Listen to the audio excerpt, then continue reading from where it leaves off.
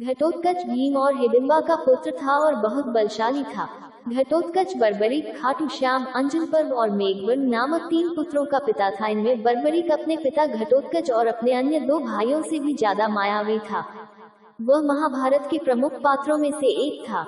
लाक्षागृह के दहन के पश्चात सुरंग के रास्ते लाक्षागृह से निकलकर पांडव अपनी माता के साथ काम्यक वन के अंदर चले गए। कई कोस चलने के कारण भीमसेन को छोड़कर शेष लोग थकान से बेहाल हो गए और एक वट वृक्ष के नीचे लेट गए। माता कुंती प्यास से व्याकुल थी, इसलिए भीमसेन किसी जलाशय या सरोवर की खोज में चले गए। एक जलाशय दृष्टिगत होने पर उन्होंने पहले स्वयं जल पिया और माता तथा भाइयों को जल पिलाने के लिए लौटकर उनके पास आए। वे सभी थकान के कारण गहरी निद्रा में निमग्न हो चुके थे, अतः भीम वहां पर पहरा देने लगे। उस वन का राजा हिडिंब नाम का एक भयानक असुर था।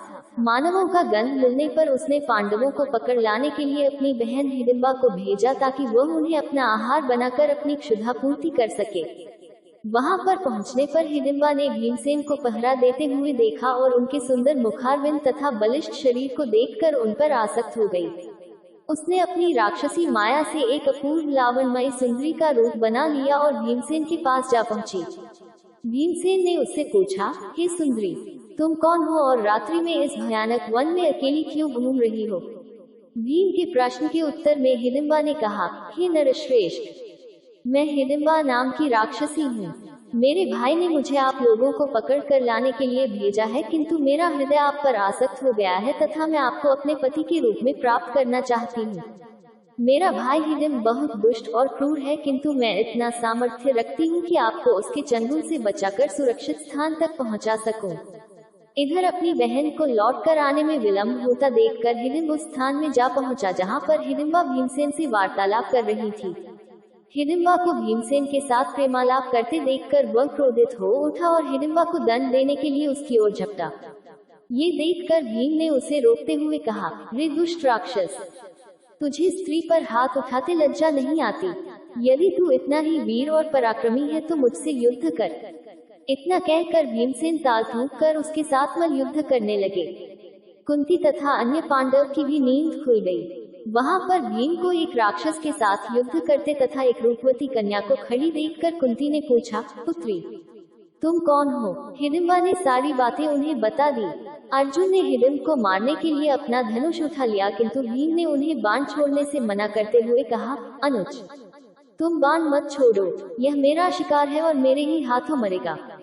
इतना कहकर भीम ने हिडिंब को दोनों हाथों से पकड़कर उठा लिया और उसे हवा में अनेक बार घुमाकर इतनी तीव्रता के साथ भूमि पर पटका कि उसके प्राण पखेरु उड़ गए।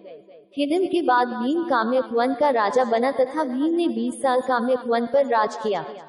हिडिंब के मरने पर वे लोग वहां से प्रस्थान की तैयारी करने लगे। इस पर हिडिंबा ने कुंती के चरणों में गिरकर प्रार्थना करने लगी, हे माता, मैंने आपके पुत्र भीम को अपने पति के रूप में स्वीकार कर लिया है। आप लोग मुझे कृपा करके स्वीकार कर लीजिए। यदि आप लोगों ने मुझे स्वीकार नहीं किया तो मैं इसी क्षण अपने प्राणों का त्याग कर दूंगी। हिडिंबा के हृदय में भीम के प्रति प्रबल प्रेम की भावना देखकर युधिष्ठिर बोले, हिडिंबे, मैं तुम्हें अपने भाई को सौंपता हूँ, किंतु ये केवल दिन में तुम्हारे साथ रहा करेगा और रात्रि को हम लोगों के साथ रहा करेगा। हिडिंबा इसके लिए तैयार हो गई और भीमसेन के साथ आनंद पूर्वक जीवन व्यतीत करने लगी। 1 वर्ष व्यतीत होने पर हिडिंबा का पुत्र उत्पन्न हुआ। उत्पन्न होते समय उसके सिर पर केश उत्कच न होने के कारण उसका नाम घटोत्कच रखा गया। वह अत्यंत मायावी निकला और जन्म लेते ही बड़ा हो गया।